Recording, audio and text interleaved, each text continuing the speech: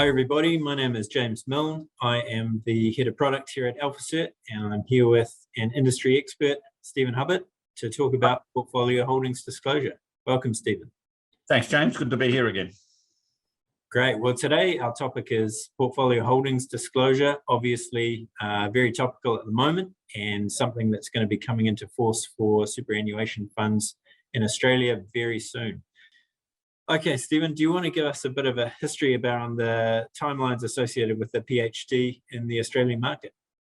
Yeah, sure, James. It's certainly got a very long history, but all things being equal, from 31 December this year, superannuation funds in Australia will have to comply with the latest version of the portfolio holding disclosure regulations, which were passed by the Parliament a couple of months ago. Mm-hmm. But the road to getting portfolio disclosure regulations up in Australia is certainly a long one, and it dates right back to 2010 as part of our Cooper review, one of our many reviews into the superannuation industry. And Jeremy Cooper and his review recommended 6-monthly disclosure from super funds, so members could see what they're invested in.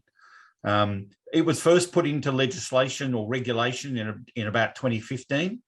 It's been postponed. I think we've had 3 or 4 postponements since then. But as I said, all things being equal, and depending on COVID, I guess, it's always a reason not to do stuff at the moment. Mm-hmm. It will be enforced from the end of this year. Right. And what do you think the key drivers are from both the end member perspective and also from the perspective of the superannuation funds and the regulators around this portfolio holding disclosure regulation?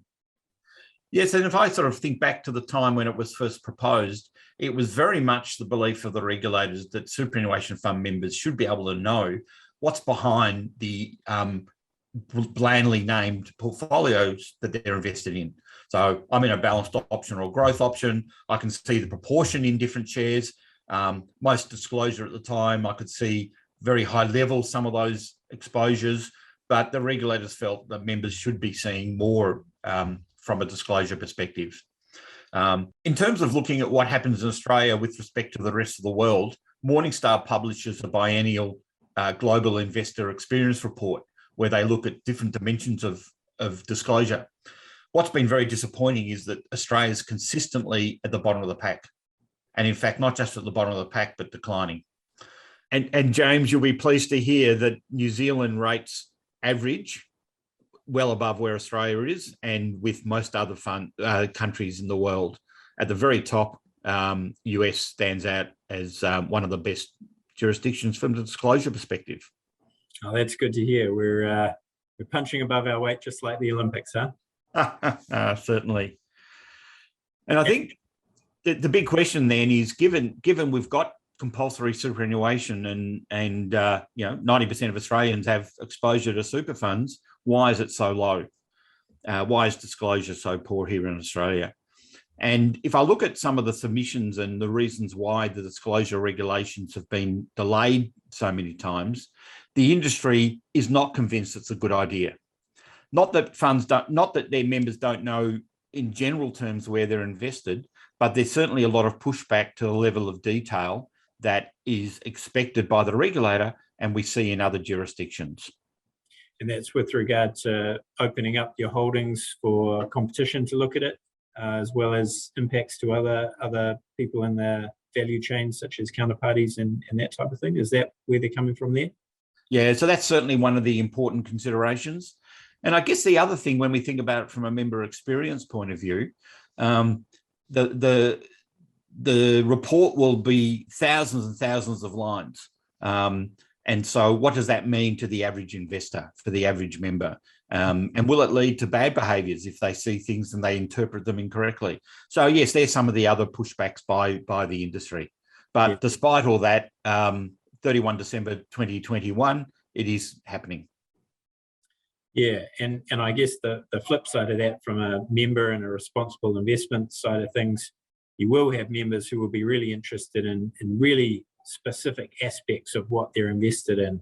The example there, we were talking earlier about one of the Australian activists around tobacco divestment, who was able to comb through their holdings and identify where their super fund was invested in tobacco and really start a movement, a groundswell movement around that. Yeah, absolutely. And I think from a member perspective, a key driver and why the regulator and the super funds can't ignore disclosure is both ESG on one hand, so responsible investing, sustainability, those sort of things. And there's also the climate change risk aspect as well, which is different from ESG. And we talked about that in a previous AlphaChat. Yeah, from a data aspect, what we've seen, Stephen, from our end is and this will feed into what we're going to be releasing soon with the data maturity model, is with this upcoming legislation around portfolio holdings disclosure from the 31st of December 2021, once you have to disclose this to the market, those with suitable systems and suitable processes in place will find this a heck of a lot easier to get that data to the level of granularity that's required out to the market and the regulators. So one example of what we've seen with a large Australian customer on your side of the ditch is when it came, they've actually been reporting to the market for a couple of years now in preparation for this PhD disclosure to come in. When it comes to this, they used to take a multi-month time frame in order to get this data together, take all of the spreadsheets that they had, manually manipulate it, transform the data, get it into the required formats, and then publish it out to their website. So they've been able, with AlphaCert's data and also hooking in their business intelligence tool to our API, they've been able to take what was a multi-month process and turn it into something that takes a couple of weeks.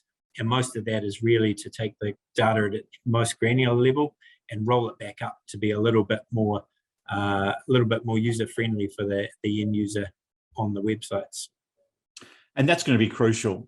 Super funds here in Australia at the moment have got so many competing demands from the regulator and from the competition pressures at the moment. And there's lots of data, lots of system-related changes happening.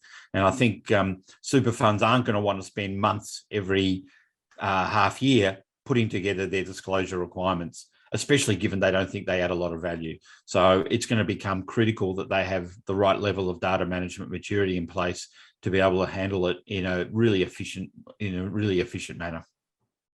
Absolutely. Well, Stephen, thank you for your time today. I think that was a really good Alpha chat that we've just had.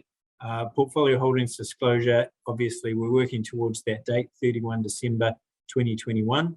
And yeah, we'll be keen to keep an eye on progress across the industry and see how everybody's going in terms of disclosing out to the market. Absolutely, and hopefully it means that next time the Morningstar research comes out, Australia will be above New Zealand in the ratings. Absolutely. Thanks a lot for your time, Stephen. We'll talk to you next time. Bye for now.